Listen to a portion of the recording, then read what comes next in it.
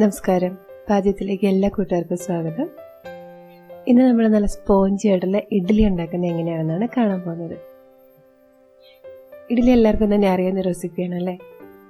ഈ റെസിപ്പിയുടെ ഒരു പ്രത്യേകത, നമ്മളിതിലേക്ക് ചോറോ പിന്നെ അതുപോലെ സോഫ്റ്റ് ആക്കാനുള്ള മറ്റെന്തെങ്കിലും സാധനങ്ങളൊന്നും ചേർക്കേണ്ട ആവശ്യമില്ല. അല്ലാതെ തന്നെ കുറച്ച് ടിപ്സ് ഒന്ന് ഫോളോ ചെയ്താൽ നല്ല പഞ്ഞി പോലെ സോഫ്റ്റ് ആയിട്ടുള്ള ഇഡ്ഡലി നമുക്ക് ഉണ്ടാക്കാൻ പറ്റും. അപ്പോൾ അതെങ്ങനെയാണെന്ന് നോക്കാം. ഇഡ്ഡലി സോഫ്റ്റായി കിട്ടാനായിട്ട് നമ്മൾ മെയിനായിട്ട് ശ്രദ്ധിക്കേണ്ട രണ്ട് കാര്യങ്ങളാണുള്ളത്. ഒന്ന്, ഉഴുന്നും അരിയും തമ്മിലുള്ള അനുപാതം. രണ്ട്, നമ്മൾ അതിലേക്ക് ചേർക്കുന്ന വെള്ളത്തിൻ്റെ അളവ്. ഞാൻ ഇവിടെ 1.5 കപ്പ് ഇഡ്ഡലി റൈസ് എടുത്തിട്ടുണ്ട്. സാധാരണ പച്ചരി ഉപയോഗിച്ച് ചെയ്യുമ്പോൾ ഉണ്ടാകുന്നതിനേക്കാളും കൂടുതൽ പെർഫെക്ഷനാണ് നമ്മൾ ഇഡ്ഡലി റൈസ് കൊണ്ട് ഇഡ്ഡലി ഉണ്ടാക്കാൻ നമുക്ക് കിട്ടുന്നത്. 1/2 കപ്പ് ഉഴുന്നെടുത്തിട്ടുണ്ട്. അപ്പോൾ 1.5 കപ്പ് അരിക്ക് 1/2 കപ്പ് ഉഴുന്ന്, ആ ഒരു റേഷ്യോയിലാണ് എടുക്കേണ്ടത്. ഉഴുന്ന് നമ്മൾ എടുക്കുമ്പോൾ ശ്രദ്ധിക്കേണ്ടത് നല്ല ഉഴുന്ന് തന്നെയായിരിക്കണം. ചില ഉഴുന്ന് നമ്മൾ എത്ര അരച്ചാലും അതങ്ങ് അരഞ്ഞ് പതഞ്ഞ് വരില്ല, ഫ്ലഫി ആയി കിട്ടില്ല. അതുകൊണ്ട് നമ്മൾ ഇഡ്ഡലി ഉണ്ടാക്കുമ്പോൾ നല്ല സോഫ്റ്റ് ആയിരിക്കണം നമ്മുടെ ഇഡ്ഡലി. പിന്നെ ഇതുപോലെ മുഴുവനായിട്ടുള്ള ഉഴുന്ന് തന്നെയാണ് നല്ലത്, സ്പ്ലിറ്റ് ആയിട്ടുള്ള ഉഴുന്നിനേക്കാളും. പിന്നെ നമ്മുടെ ഇഡ്ഡലിക്ക് നല്ലൊരു രുചിയും മണവും കിട്ടാനും പിന്നെ മാവിൻ്റെ ഫെർമെൻറ്റേഷനെ കൂടുതൽ സഹായിക്കാനും ഒക്കെ ചേർക്കുന്ന വേറൊരു ഇൻഗ്രീഡിയൻ്റ് ആണ് ഉലുവ. ഇത് 1/4 ടീസ്പൂൺ എടുത്തിട്ടുണ്ട്.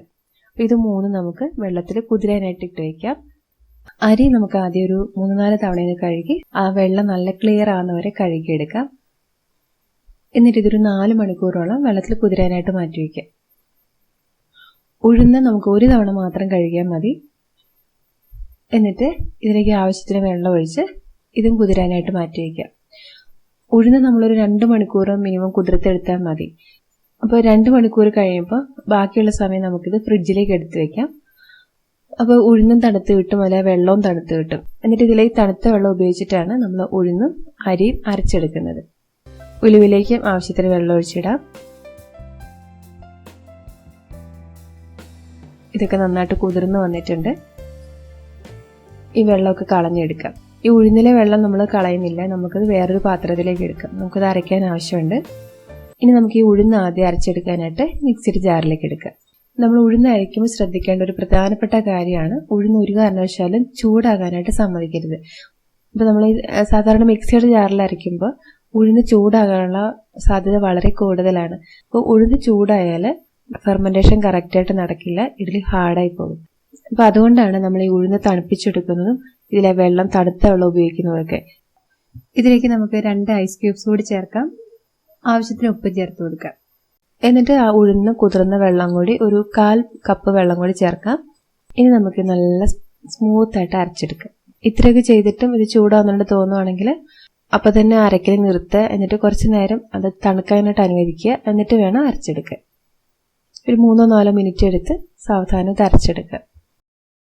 ഉഴുന്നിവിടെ നന്നായിട്ട് അരച്ചെടുത്തിട്ടുണ്ട്. അല്പം പോലും തരിയില്ലാതെ നല്ല പതഞ്ഞ് വരുന്ന രീതിയിൽ നമ്മളിത് അരച്ചെടുക്കണം. അപ്പോഴാണ് നമ്മുടെ ഇഡ്ഡലി നല്ല സോഫ്റ്റ് ആവുള്ളൂ. ഇത് നമുക്കൊരു വലിയ ഒരു സ്റ്റീൽ പാത്രത്തിലേക്ക് ഒഴിച്ചു വയ്ക്കാം.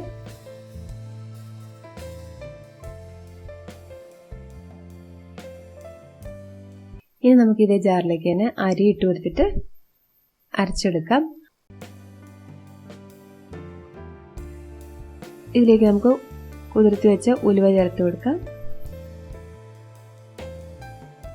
2 ഐസ് ക്യൂബ്സ് കൂടി ചേർക്കുന്നുണ്ട്.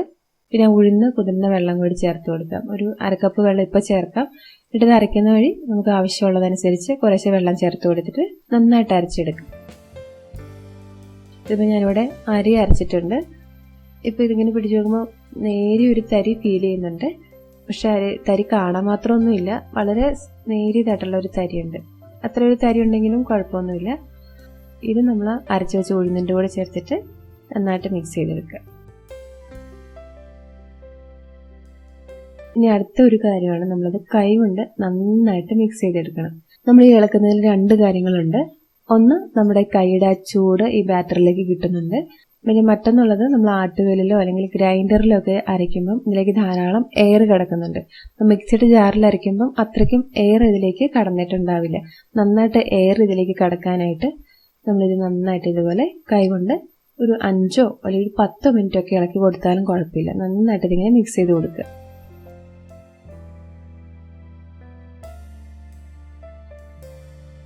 ഇത് ഇതൊരു 10 മിനിറ്റോളം കൈകൊണ്ട് ഇളക്കി കൊടുത്തിട്ടുണ്ട്.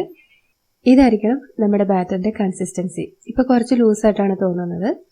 അപ്പം ഞാൻ ഇതിലേക്ക് ചേർത്തത് 4 ഐസ് ക്യൂബ്സും ചേർത്തു. പിന്നെ അതുകൂടാതെ ഒരു 1.25 കപ്പോളം വെള്ളം ചേർത്തിട്ടുണ്ട്. ഇതിലും കൂടുതൽ കട്ടിയുള്ള ബാറ്റർ ആയാൽ ഫെർമെന്റേഷൻ ശരിയായിട്ട് നടക്കില്ല.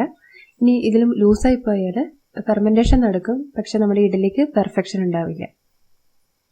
ഇനി നമുക്കിത് ഈ മാവ് പുളിച്ച് വരാനായിട്ട് മാറ്റി വയ്ക്കാം. നല്ല തണുപ്പുള്ള സമയത്ത് മാവ് പുളിച്ച് വരാനായിട്ട് കൂടുതൽ പ്രയാസമായിരിക്കും. അതുകൊണ്ട് ഈ മാവിന് ഒരല്പം ചൂടുള്ള ഒരു സാഹചര്യം കൊടുക്കാനായിട്ട് ശ്രദ്ധിക്കുക. അതുപോലെ ഇത് മൂടി വയ്ക്കുമ്പോൾ കുറച്ച് ഗ്യാപ്പ് ഇങ്ങനെ ഇട്ടിട്ട് ഇത് മൂടി വയ്ക്കുക.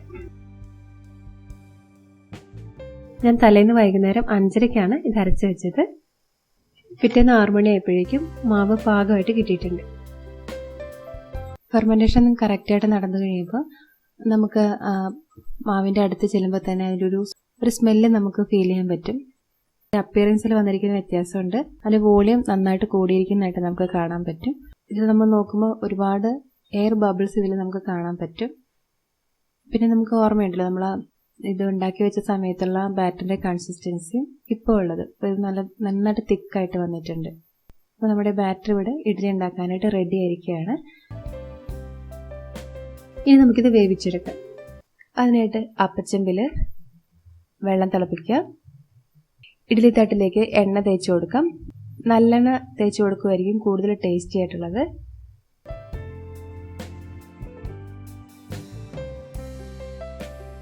ഇതിലേക്കൊരു 3/4 ഭാഗം വരുന്ന രീതിയിൽ മാവ് ഒഴിച്ചു കൊടുത്താൽ മതി.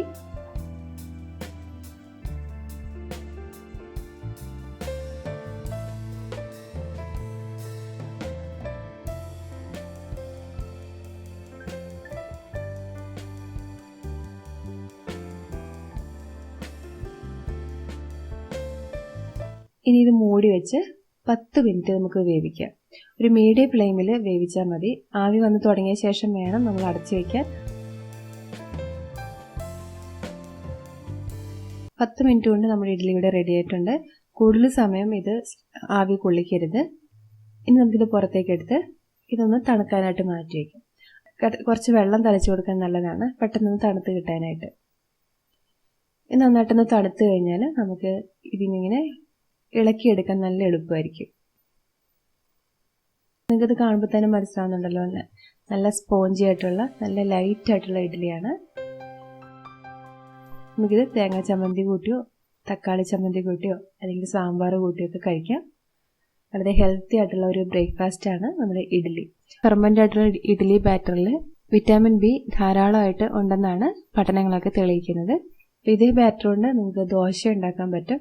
ദോശ ഉണ്ടാക്കുമ്പോൾ ഇത്രയും കട്ടി വേണ്ട. അപ്പോൾ അല്പം വെള്ളം ഒഴിച്ച് ഒന്ന് ലൂസാക്കി എടുത്ത് കട്ടി കുറച്ചിട്ട് നമുക്കിതുകൊണ്ട് ദോശ ഉണ്ടാക്കാം. അപ്പോൾ ഇഡ്ഡലി സോഫ്റ്റ് ആവാനായിട്ട് നമ്മൾ ശ്രദ്ധിക്കേണ്ടത് നല്ല ഉഴുന്ന് ഉപയോഗിക്കുക, നല്ല അരി ഉപയോഗിക്കുക, ശരിയായിട്ടുള്ള അനുപാതത്തിൽ ഉപയോഗിക്കുക, കറക്റ്റായിട്ടുള്ള വെള്ളം ചേർക്കുക, ഉഴുന്ന് നന്നായിട്ട് പതഞ്ഞ് വരുന്നവരെ അരച്ചെടുക്കുക, നല്ലപോലെ കൈകൊണ്ട് മിക്സ് ചെയ്യുക, ചൂടുള്ള സ്ഥലത്ത് ഫെർമെൻറ്റേഷനായിട്ട് മാറ്റി വയ്ക്കുക. ഇത്രയും കാര്യങ്ങൾ മെയിനായിട്ട് ശ്രദ്ധിച്ചാൽ നമ്മുടെ ഇഡ്ഡലി നല്ല സോഫ്റ്റ് ആയിരിക്കും. അപ്പോൾ ഈ വീഡിയോ നിങ്ങൾക്ക് ഉപകാരപ്പെട്ടു എന്ന് ഞാൻ വിചാരിക്കുന്നു. നിങ്ങൾ ഇതേ രീതിയിൽ ചെയ്ത് നോക്കിയിട്ടില്ലെങ്കിൽ ഒരു തവണയെങ്കിലും ചെയ്ത് നോക്കുക. നിങ്ങളുടെ കമൻസ് അറിയിക്കുക. ഇഷ്ടപ്പെട്ടെങ്കിൽ ലൈക്ക് ചെയ്യാനും ഫ്രണ്ട്സിനും റിലേറ്റീവ്സിനൊക്കെ ഷെയർ ചെയ്ത് കൊടുക്കാനും മറക്കല്ലേ. ഈ ചാനൽ നിങ്ങൾ ആദ്യമായിട്ടാണ് കാണുന്നതെങ്കിൽ സബ്സ്ക്രൈബ് ചെയ്യാനും പുതിയ വീഡിയോസിന് നോട്ടിഫിക്കേഷൻ കിട്ടാനായിട്ട് അരികിലുള്ള ബെൽ ബട്ടൺ പ്രസ് ചെയ്യാനും മറക്കല്ലേ. ആഴ്ചയിൽ ഒരിക്കൽ വീതമാണ് ഞാൻ വീഡിയോസ് ഇടുന്നത്. അപ്പോൾ നമുക്ക് വീണ്ടും നല്ലൊരു റെസിപ്പിയിലൂടെ കാണാം. അതുവരെ നന്ദി, നമസ്കാരം.